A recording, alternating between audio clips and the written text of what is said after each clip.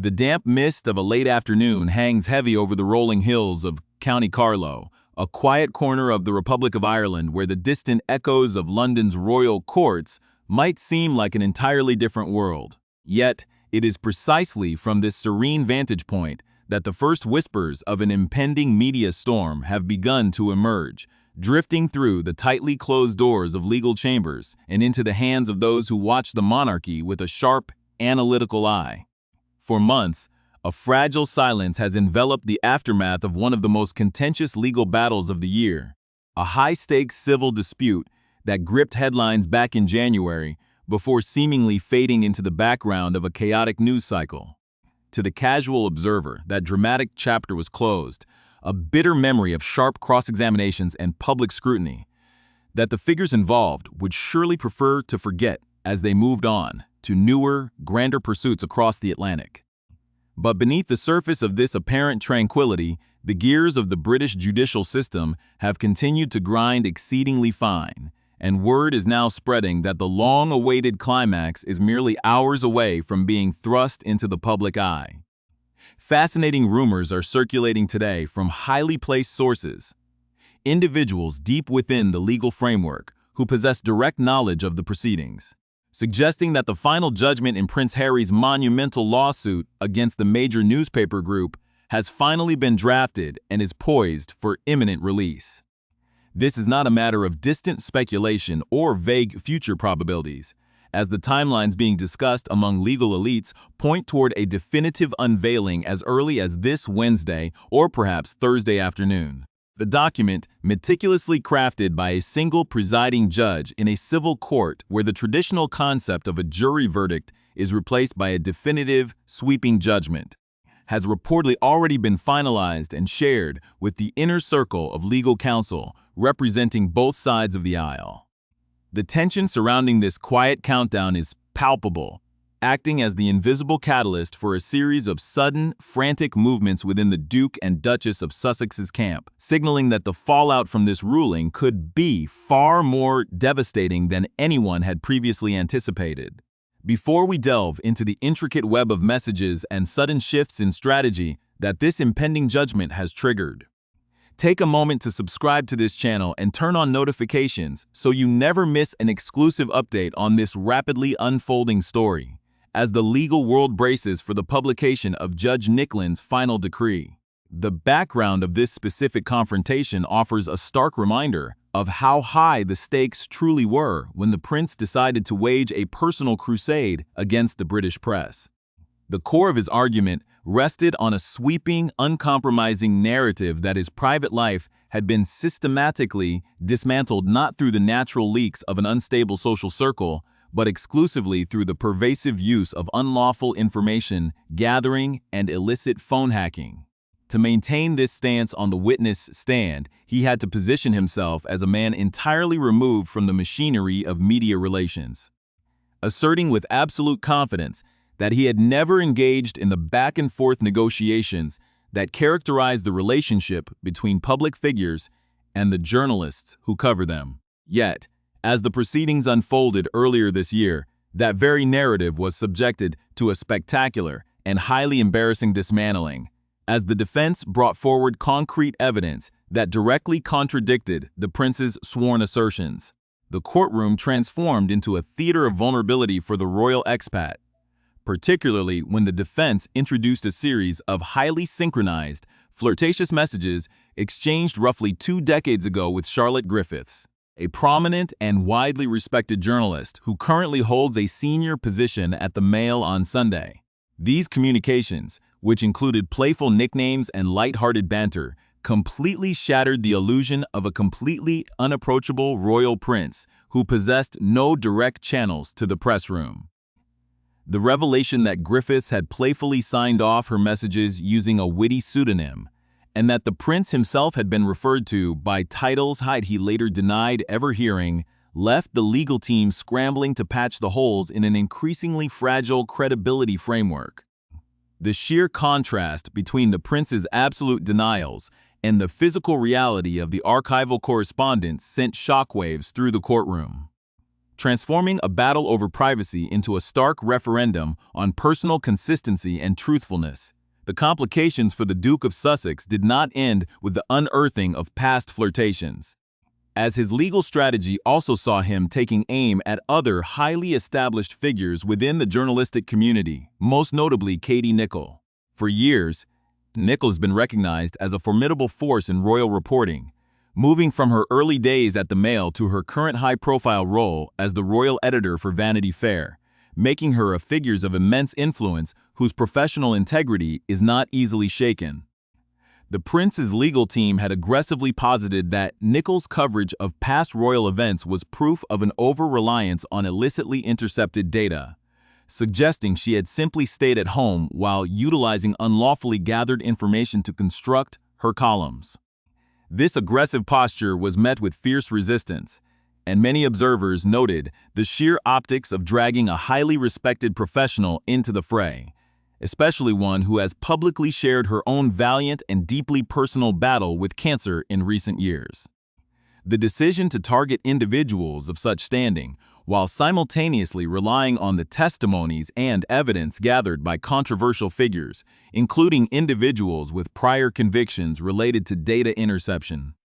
began to sour the atmosphere surrounding the prince's self-styled image as a noble dragon slayer. Instead of a triumphant march toward judicial vindication, the case increasingly began to look like a desperate and ill-advised gamble, one that risked alienating the very public whose sympathy he had sought to cultivate. Now, with the singular authority of Judge Nicklin about to deliver a comprehensive written ruling, the consensus among legal experts suggests that the outcome will be far from a resounding victory for the California-based royal, with many predicting a devastatingly negative assessment that could permanently damage his legal standing in the United Kingdom.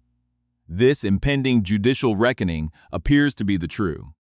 hidden variable that explains the extraordinary and chaotic events that have transpired over the past 48 hours regarding the prince's planned return to British soil. For months, a meticulously choreographed rollout had been underway, designed to frame an upcoming tour as a grand philanthropic homecoming, centered around the noble spirit of the Invictus Games and various high-profile charity appearances. The Sussex office had gone so far as to issue a detailed operational briefing note to selected media outlets, outlining a rigorous schedule that included addresses at historic institutions like Chatham House, visits to the iconic Chelsea Hospital, and an emotional journey to the Althorpe estate to mark a poignant anniversary. The document was filled with specific logistical requests, accommodation arrangements, and explicit guidelines for coverage, signaling to the royal household and the public that the entire family, including the children, would soon be arriving in London. Yet, less than 20 hours after this official itinerary was distributed, a massive contradiction shattered the carefully planned narrative, as highly strategic leaks began appearing in the press, suggesting that the entire trip was on the verge of collapse due to an alleged failure by state authorities to provide a comprehensive security package. The sudden pivot to a narrative of vulnerability, filled with descriptions of deep anxiety, emotional distress, and tears during frantic transatlantic phone calls, was presented to the world as a sudden reaction to a new security threat. In reality, the very briefing notes issued by the Sussex team on Friday evening explicitly acknowledged that they had not received a revised assessment from the official risk management board, meaning the security status quo had not changed in the slightest. The sudden histrionics and the threat to pull the plug on the entire tour were not a reaction to an unexpected security denial, but rather a calculated maneuver designed to leverage public sympathy and pressure the crown into a last-minute intervention, all while creating a convenient exit strategy ahead of a potentially humiliating court judgment. The unfolding drama behind the scenes reveals a sophisticated game of leverage, one that exposes the vast gulf between public declarations and private maneuvering. For years, the public has been told that the primary obstacle preventing a harmonious family reunion on British soil is an unyielding, high-level threat environment that makes ordinary travel impossible for the expatriate royals. This argument has been deployed repeatedly in various legal forums, with the prince engaging in multiple protracted court battles against the Executive Committee for the Protection of Royalty and Public Figures, commonly known as RAVC. The reality, meticulously documented by investigative journalists and confirmed by legal records, is that the state's position has remained entirely consistent for well over half a decade. The sophisticated security apparatus historically provided to senior members of the royal family was explicitly contingent upon their statuses as active, working representatives of the crown who permanently reside within the United Kingdom and fulfill daily institutional duties. When that status was voluntarily surrendered in favor of a commercial lifestyle in California, the administrative framework governing state-funded protection naturally shifted, a fundamental rule of governance that has been explained to the Sussex legal team on numerous occasions. To suggest that the continuation of this long-established status quo somehow represents an unexpected crisis or a sudden administrative betrayal is an extraordinary distortion of the facts, designed to obscure a much more cynical strategy aimed at bypassing standard governmental protocols. The strategic timeline of this past weekend illustrates the precise mechanism of this pressure campaign, revealing how a standard bureaucratic confirmation was weaponized to achieve a specific emotional effect. On Friday evening, the Sussex communications team distributed an exhaustive operational document to the press, full of intricate details regarding their upcoming charitable itinerary, accommodation requirements, and media guidelines. This document was not the work of an organization in doubt. It was a definitive declaration of an impending arrival, structured to lock the royal household into a specific set of logistical expectations. Yet tucked away, within that very same briefing note was an explicit acknowledgement that the official risk management board had not granted any special security clearances for the visit, proving beyond a shadow of a doubt that the prince's team was fully aware of the protection limits before they authorized the media rollout. The sudden shift that occurred less than 24 hours later, when emotional leaks began filtering into major news outlets portraying the prince as a victim of state neglect, represents a classic public relations maneuver. The narrative quickly transformed into an intense saga of personal distress, with reports emerging of tearful phone calls, profound anxiety, and a sudden retreat into defensive isolation at a luxury resort in Portugal, where the family has been spending their summer holidays. This carefully broadcasted vulnerability was not a spontaneous reaction to new information, but an intentional escalation intended to generate immediate public sympathy and cast the machinery of the British state as uniquely hostile. The true target of this emotional display was not the general public, nor was it the government committee tasked with evaluating security threats. It was an aging monarch currently navigating his own profound health challenges. By portraying the lack of state-funded bodyguards as an insurmountable barrier to a family visit, the prince was attempting to create an intolerable emotional dilemma for his father, King Charles III. The underlying subtext of the entire maneuver was as clear as it was severe. Unless the monarch took the unprecedented step of intervening in an independent governmental security decision, he would be denied the opportunity to see his young grandchildren. This form of tactical pressure, which many within palace circles have openly described as a form of emotional manipulation,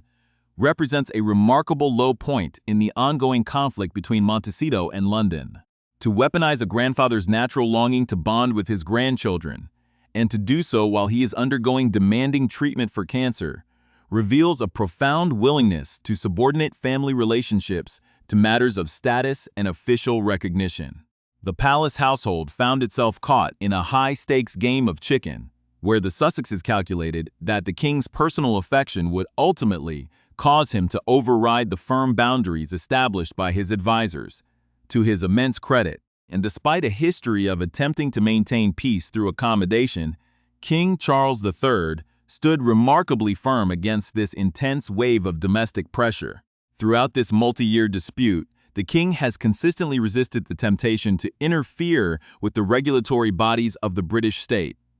recognizing that the distribution of public protection resources must remain entirely separate from parental favoritism. This disciplined stance has been heavily championed by Prince William, who has long maintained a far more realistic assessment of the Sussex strategy, frequently warning his father that repeating the historical mistakes of over-permissiveness would only invite further institutional destabilization. In an effort to facilitate a genuine personal meeting without compromising state principles, the king had extended a significant olive branch by offering secure private accommodations within the heavily protected confines of Buckingham Palace or St. James's Palace for the duration of their stay.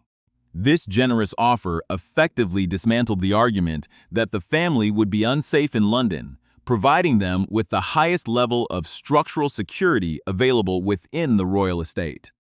The rejection of this compromise, followed immediately by the petulant leaking of security grievances to the media, confirmed that the entire exercise was never truly about safety, but about securing a symbolic victory over the British establishment. The collateral damage of this relentless focus on personal status is borne entirely by the independent charities and vulnerable individuals who had spent years preparing for this high-profile tour. The most glaring casualty of this sudden operational shift is the Invictus Games, an extraordinary institution founded to celebrate the resilience, courage, and athletic triumphs of wounded, injured, and sick servicemen and women. This tour was explicitly framed as a platform to honor these international heroes, to elevate their stories of sacrifice, and to draw vital public attention to their ongoing physical and mental rehabilitation. Instead of a dignified showcase dedicated to military veterans, the event has once again been thoroughly overshadowed by the self-absorbed melodrama of the Sussex Communications Office, reducing a noble philanthropic endeavor to a mere backdrop for a bitter family feud.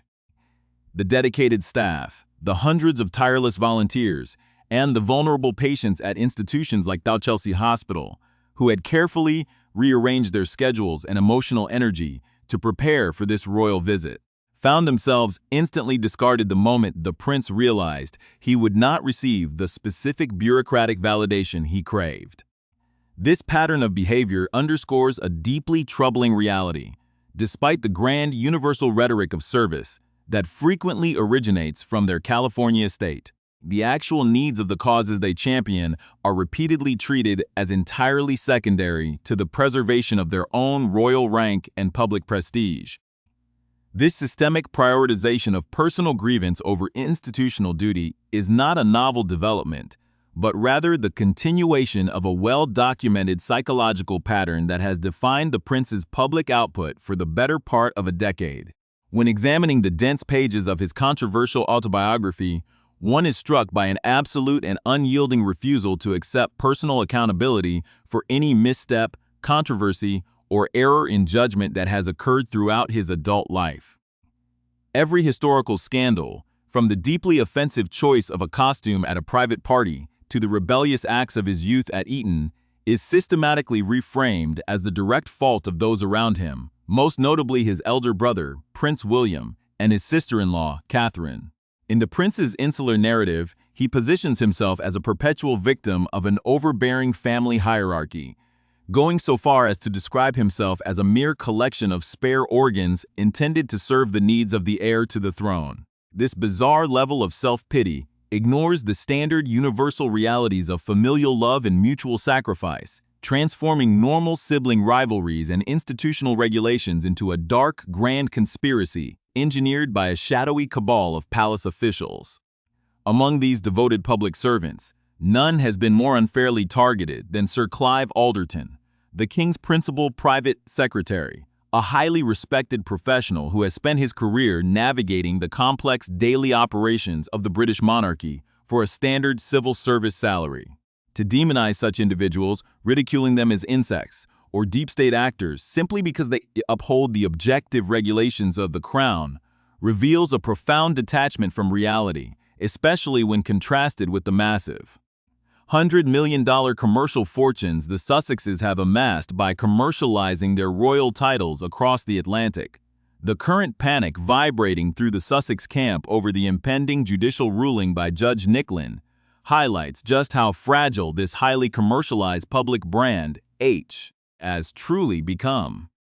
For years, the Duke and Duchess have relied on a strategy of aggressive litigation and high-profile media campaigns to maintain an aura of moral superiority and cultural relevance on the global stage. They envisioned a triumphant narrative where they would stand victoriously on the steps of the royal courts of justice, hailed by the international media as fearless champions who single-handedly brought a predatory press to its knees. Instead, the realistic assessment of their legal standings suggests a devastatingly negative outcome, with the court poised to dismiss their sweeping claims of systemic illegality as inconsistent, unsubstantiated, and heavily compromised by the prince's own historical interactions with journalists. Confronted with the prospect of an embarrassing legal defeat on British soil, the sudden, theatrical escalation over security arrangements over the weekend functions as a highly strategic exit plan. By preemptively spinning a tale of state-sponsored vulnerability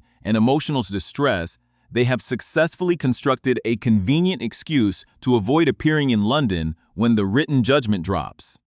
thereby shielding their toxic brand from the immediate optics of a public humiliation. The consequences of this continuous, cynical manipulation are reflected in the historic collapse of their public approval ratings within the United Kingdom, dropping from overwhelming majorities to unprecedented lows as the general public grows increasingly weary of the endless contradictions. People have watched with growing distaste as a couple who aggressively lectures the world on the values of universal service, compassion, and mental health, simultaneously treats every charitable organization, loyal volunteer, and family member as entirely disposable props in a perpetual melodrama.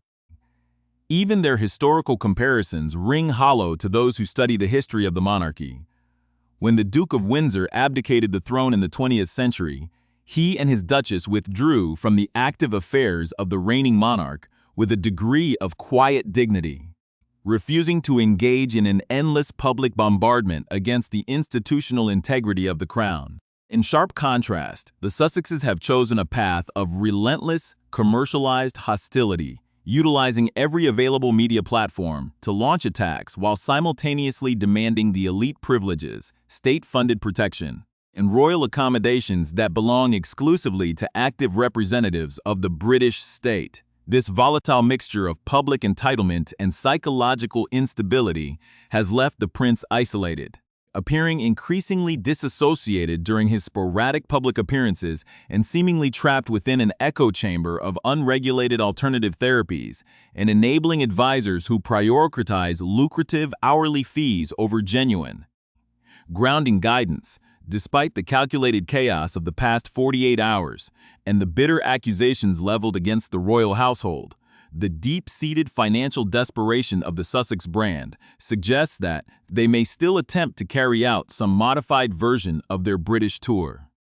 Their earning power in Hollywood has experienced a severe decline, with high-profile media partnerships collapses and their commercial ventures facing intense public skepticism, leaving them deeply dependent on their remaining links to the royal legacy to maintain global visibility. It is this cold commercial reality that drives their continued efforts to capture vital footage for upcoming documentary projects, including planned content centered around the poignant anniversary of Princess Diana's passing. The prospect of the prince using his mother's final resting place at Althorpe as a commercial backdrop for a commercial streaming platform, while simultaneously using his children as bargaining chips to emotionally blackmail his ailing father, represents the high-water mark of this disgraceful chapter. While King Charles III has shown immense structural fortitude by refusing to compromise the security regulations of the state, there remains a persistent concern within the royal household that his deep parental affection might still lead him to grant a private audience or sustain his generous offer of palace accommodations. For the sake of the institution and the public who revere it, Prince William's realistic, firm approach must prevail. The time has come for the crown to permanently withdraw these unappreciated olive branches, establishing clear, unyielding boundaries that require the exiled couple to navigate the public world like any other private citizens, booking their own hotels and facing the consequences of their choices without the protective shield of the British monarchy.